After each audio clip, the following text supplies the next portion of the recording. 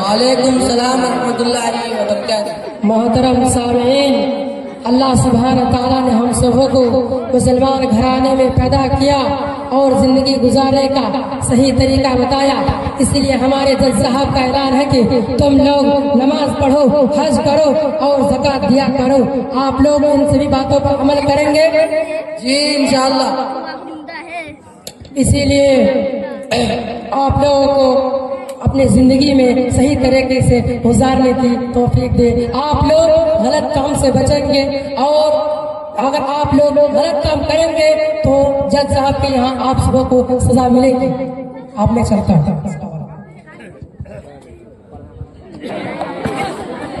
आप बताइए आपका क्या माजरा है?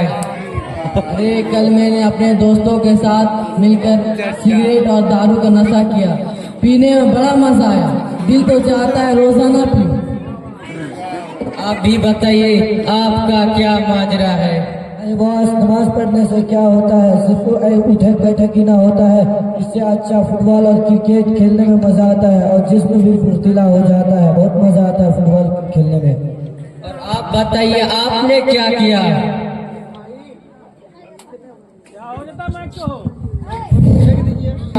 इस्लाम का कानून बहुत सख्त है, इसलिए मैंने इस्लाम को छोड़ दिया है। अब मुझे आज़ादी मिल गई है, टेंशन फ्री होकर घूम रहा हूँ और बहुत मजा आता है।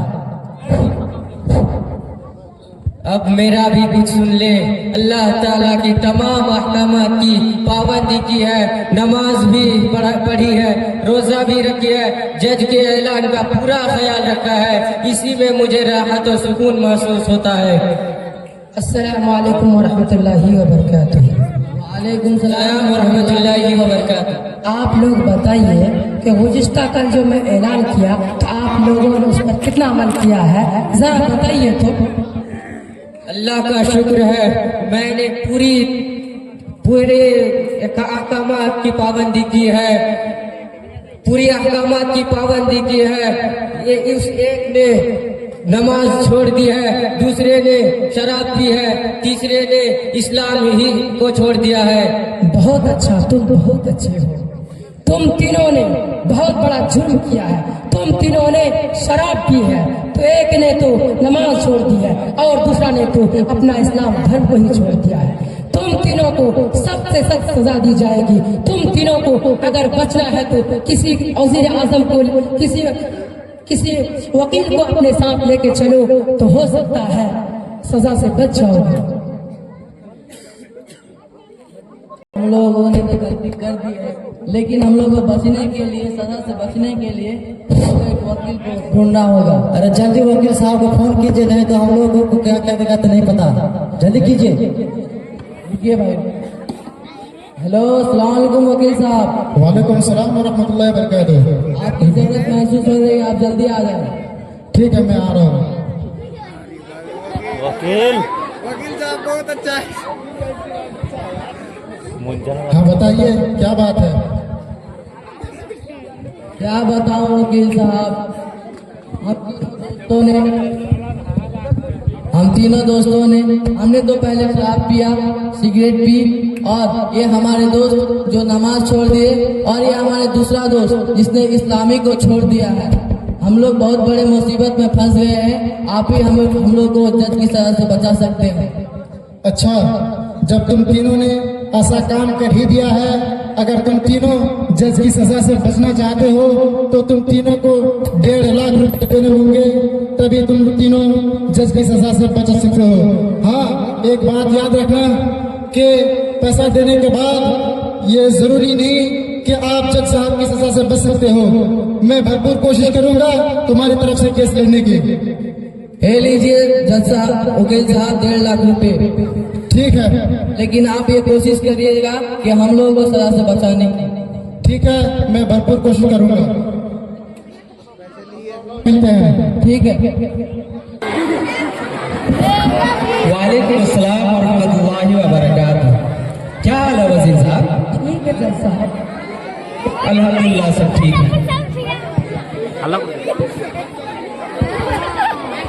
जज साहब, आपने जो इस गांव में ऐलान किया है कि वो लोग नमाज पढ़े और शराब ना पिए और अपना धर्म को ना छोड़े।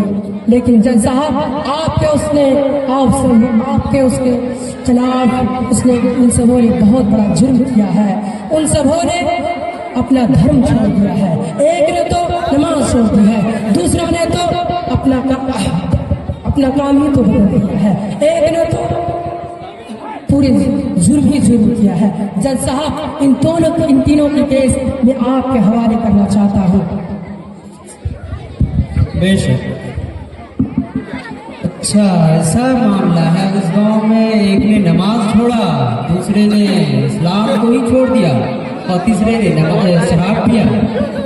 ठीक है वजीर साहब, इन सबों ने हमारे कानून के बहुत ही सख्त खिलाफ वर्जी की है, इसलिए मैं आपको जो हमारे सिपाही के साथ भेजता हूँ और उन मुजरिमों को कड़ी सख्ती से उसको पकड़ करके लेगा।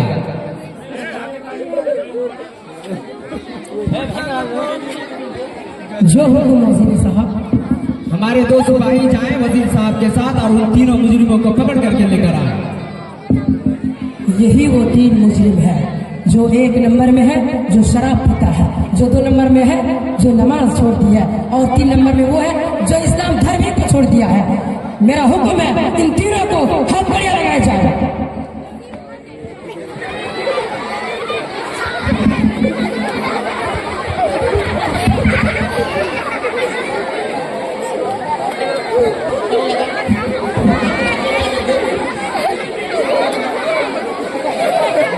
लेके चलिए, अब अदालत में लेके चलिए।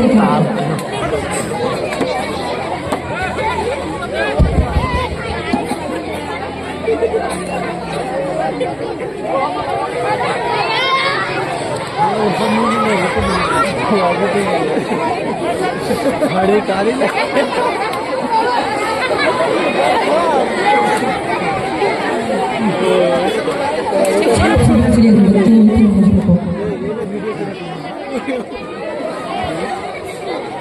जज साहब यही वो 3 मुजरिम है जो बहुत बड़ा गलती की है, आपके खिलाफ काम किया है।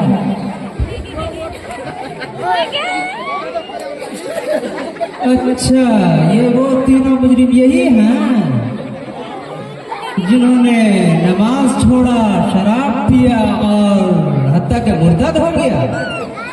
तुम सबों को शर्म नहीं लगता है?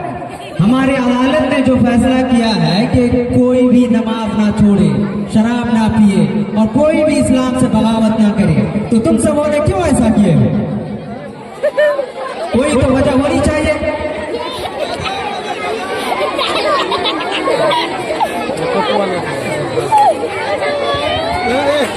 हम लोगों ने कोई गलत काम नहीं किया। हमारे गांव में सिगरेट, बीड़ी, गुटखा खाना सब ये सब आम है, कोई रोक टोक नहीं है।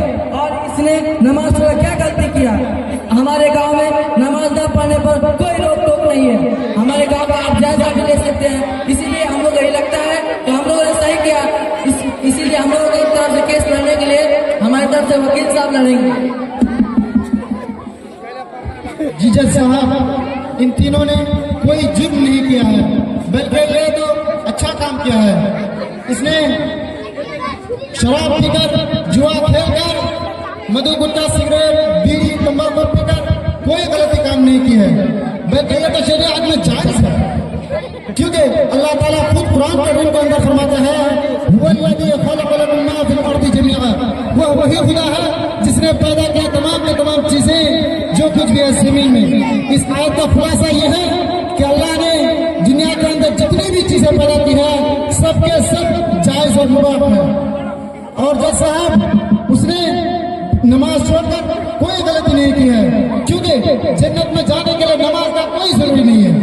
हदीस में आया है, कुल ला इलाहा इल्लल्लाह दखलल जन्नह, कह दो ला इलाहा इल्लल्लाह, वो जन्नत में चला जाएगा।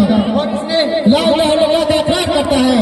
जज साहब, मैं आपके सामने पूछ के देखता हूँ, क्या ये इस्लाम कबूल करता है, ला इलाहा इल्लल्लाह का इकरार करता है कि नहीं? ला इलाहा इल्लल्लाह। देखिए जज साहब, आपके सामने ये ला इलाहा इल्लल्लाह था, ये तो जन्नती बन गया, इसने तो कोई गलत काम किया ही नहीं। लिहाजा जज से गुजारिश है कि उनकी सजा को माफ की जाए। और जज साहब, उसने मुर्तद मुर्तद होकर इस्लाम से फिरकर कोई गलत काम नहीं किया है, क्योंकि अल्लाह ताला कुरान के अंदर फरमाते हैं वल्लज़ी खलक़ लकुम मा फ़िल अर्दि जमीअन। अल्लाह ताला ने ये नहीं कहा कि तुम मैं जो कहता हूँ वो करो, बल्कि जो अच्छा है वही करो। अल्लाह ताला ने इस दुनिया को खेल और तमाशे की जिंदगी बनाकर भेजा है और उसने इस्लाम से फिरकर कोई गैर मजहब को इख्तियार किया और उसने आजादी खेल वाली जिंदगी को गुजारना चाहा, इसमें गलती चाहा। लिहाजा जज साहब से गुजारिश है कि इन तीनों की सजा को माफ की जाए और तीनों को छोड़ दिया जाए। वकील साहब, आपने जो दलाइल पेश किए हैं वो बिल्कुल इत्मीनान बख्श नहीं है, क्योंकि आज तक हमने नहीं सुना कि शराब पीना, नमाज छोड़ना, हत्ता कि मुर्तद हो जाना कोई गुनाह भी या जुर्म नहीं है। इसलिए हम आपके बातों का इतबार नहीं कर सकते, क्योंकि आज तक हमने ना ही सुना कि कोई भी उलमा इकराम से और ना ही कोई मुफस्सिरीन से कि कोई नमाज ना पढ़े, कोई शराब पिए और कोई हत्ता का मुर्तद हो जाए और वो गुनाह नहीं। इसलिए हम आपकी बातों का इतबार नहीं कर सकते। हाँ वकील साहब, हमारी टीम में एक ऐसे शख्सियत मौजूद हैं जो पूरी दुनिया में वकालत के मामले में धूम मचा रखा है, इसलिए मौसूल से गुजारिश की जाती है कि आप आए और कुरान और हदीस के मामले में इस केस को देखें। जी जज साहब, वकील दिफा ने जो दलाइल पेश किए हैं वो बिल्कुल तोड़ मरोड़ कर पेश करने की कोशिश की है। मसले का हल तो ये है कि इस्लाम में नशा इस्तेमाल करना हराम है, जैसा कि इरशाद नबवी है कुल्लु मुस्किरिन हराम, कि हर नशा आवर चीज हराम है, इसलिए इस मुजरिम को सजा मिलनी चाहिए। और इसी तरह दूसरा मुजरिम सिर्फ ला इलाहा इल्लल्लाह का इकरार कर लेने से बंदा जन्नत में दाखिल नहीं होगा। अल्लाह ताला ने दिन रात में 5 वक्त का नमाज फर्ज किया है, जब तक बंदा नमाज न पढ़े वो जन्नत में दाखिल नहीं हो सकता। जैसा कि इरशाद नबवी है बैनल अब्दि व बैनल कुफ्रि तर्कुस सलाह, कि बंदा और काफिर के दरमियान फर्क कर देने वाली चीज नमाज है, इसलिए इन्होंने नमाज छोड़कर बहुत बड़ा गुनाह किया है, इसे भी सजा मिलनी चाहिए। और इसी तरह तीसरा मुजरिम जिन्होंने आजादी को अपने जिंदगी का हिस्सा बनाया है, यकीनन इन तीनों में सबसे बड़ा मुजरिम वही है, क्योंकि अल्लाह ताला का इरशाद है वमा खलक़तुल जिन्न वल इंसा इल्ला लियअबुदून, कि मैंने जिन्नों इंस को सिर्फ अपनी इबादत के लिए पैदा किया। इन्होंने इस्लाम की बगावत करके बहुत बड़ा जुर्म किया है, इसलिए इसे भी सजा से दो चार किया जाए। बहुत खूब वकील साहब, आपके दलाइल बिल्कुल इत्मीनान बख्श हैं। दोनों वकीलों के दलाइल से अदालत इस नतीजे पर पहुंचती है कि तीनों मुजरिमों का जुर्म साबित हो चुका है। इस वजह से तीनों मुजरिमों को अपने अपने जुर्म के हिसाब से सजा दी जाएगी। हदीस रसूल है इन्ना नबी सल्लल्लाहु अलैहि वसल्लम काना यज़रिबु फिल खम्रि बिल आली वल जरीद 40, कि रसूल करीम सल्लल्लाहु अलैहि वसल्लम ने इरशाद फरमाया है कि शराब पीने वालों पर जूतों और छड़ियों की 40 ज़रबे लगाया करते थे। लिहाजा शराब पीने वाले को नशा इस्तेमाल करने की वजह से 40 कोड़े लगवाने का हुक्म दिया जाता है। मैं जल्लाद से दरख्वास्त करता हूँ कि शराब पीने वाले को 40 कोड़े लगवाए जाएं।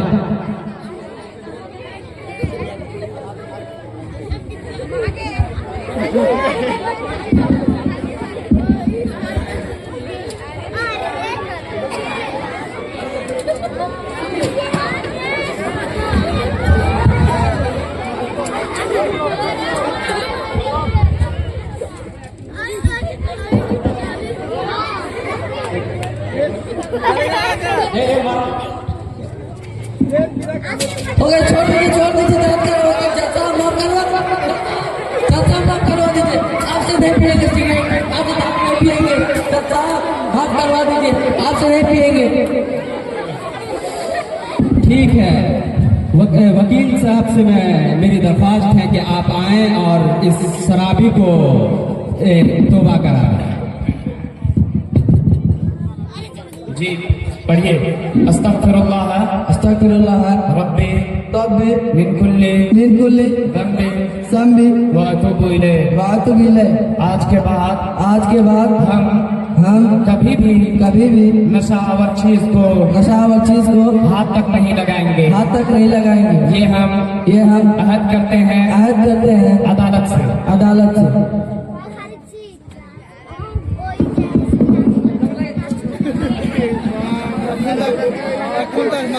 इसी तरह फरमाने रसूल है, मुरु औलादकुम बिस्सलाति वहुम अबनाउ सब'ु सिनीन वज़रिबूहुम अलैहा वहुम अबनाउ 10 सिनीन, कि जब तुम्हारी औलादें 7 साल की हो जाए तो तुम उनको नमाज पढ़ने का हुक्म दो, और वो जब 10 साल की हो जाए तो तुम उन्हें नमाज ना पढ़ने पर मारो।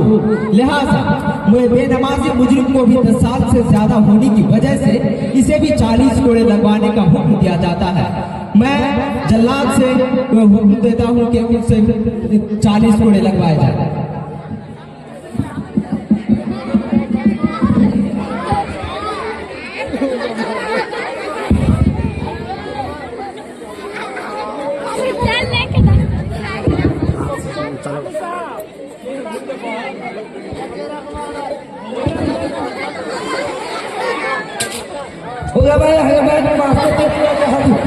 नमाज पढ़िबो, सब दिन नमाज पढ़िबो, माफ कर दीजिए। ठीक है, इस मर्तबा छोड़ रहा हूँ, अगले मर्तबा भी इसकी गुंजाइश नहीं है। मैं वकील साहब से मैं दरख्वास्त करता हूँ कि इस बेनमाजी को भी ये किया जाए। जी मुजरिम साहब पढ़िए। अस्तगफिरुल्लाह रब्बी मिन कुल्ली ज़ंबी व अतूबु इलैह। आज के बाद हम कभी भी नमाज नहीं छोड़ेंगे। ये हम अदालत से वादा करते हैं।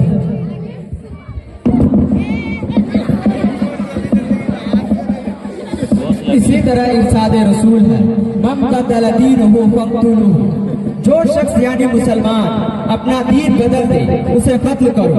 लेकिन हमारा मुल्क इस्लामी ना होने की वजह से इस मुर्तद को हम कत्ल की सजा नहीं दे सकते, ताहम इसे तौबा करा के 40 कोड़े लगवाए। मैं जल्लाद से दरख्वास्त करता हूँ कि इस मुर्तद को 40 कोड़े लगवाए जाएं।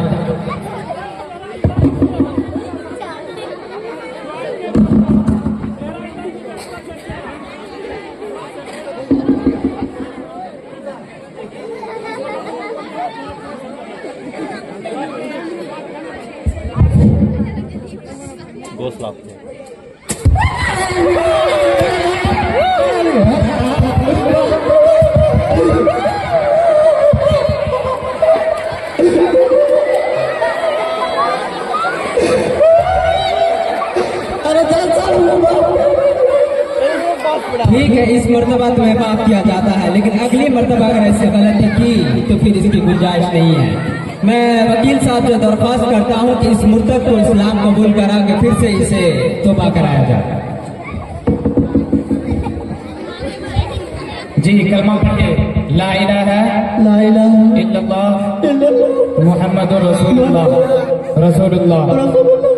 अस्तगफिरुल्लाह रब्बी मिन कुल्ली ज़ंबी व अतूबु इलैह। आज के बाद हम कभी भी इस्लाम से बगावत नहीं करेंगे। हम ये वादा करते हैं पूरे अदालत के सामने।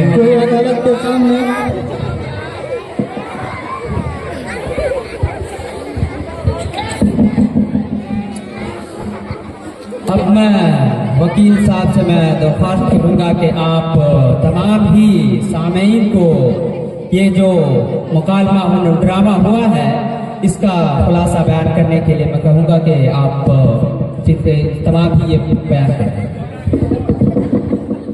मोहतरम हाज़रीन व हज़रात, इस्लाम पूरी दुनिया में एक मुक़द्दस मजहब है और सबसे अच्छा मजहब है, अल्लाह का पसंदीदा मजहब है।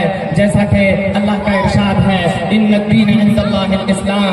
इस बुनियाद पर इसकी तालीमात और इसकी उसूलों पर अमल करना भी बहुत अहमियत के हामिल है। दुनिया में जितने भी मज़ाहिब हैं, सब मज़ाहिब के कुछ न कुछ उसूल हैं। जैसा कि इस्लाम का भी कुछ उसूल हैं, जिनमें नमाज, रोज़ा, हज, ज़कात जैसी मुक़द्दस इबादत शामिल है। बंदा जब तक इन इबादतों को सर अंजाम नहीं देगा, वो जन्नत में दाखिल नहीं हो सकता। लेकिन अफसोस, सद अफसोस कि आज हम कहने के लिए मुसलमान हैं, लेकिन हमारी जिंदगी इबादत से खाली है। नमाज छोड़ना, बल्कि नमाज और मस्जिद के करीब तक न जाना, शराब नोशी करना, झूठ, गीबत, चुगलखोरी करना, कत्लो गारत करना, लड़ाई झगड़ा हमारा शेवार, हमारा मुकद्दर बन चुका है। और हम एक ही रट लगा रहे हैं कि हम मुसलमान हैं, हम ला इलाहा इल्लल्लाह का इकरार करते हैं, इसलिए हम जन्नत में जाएंगे, या फिर अपने सजा भुगतने के बाद हम जन्नत में जाएंगे। नहीं मेरे भाइयों और बुजुर्गों, जन्नत इतनी आसानी से मिलने वाली नहीं है।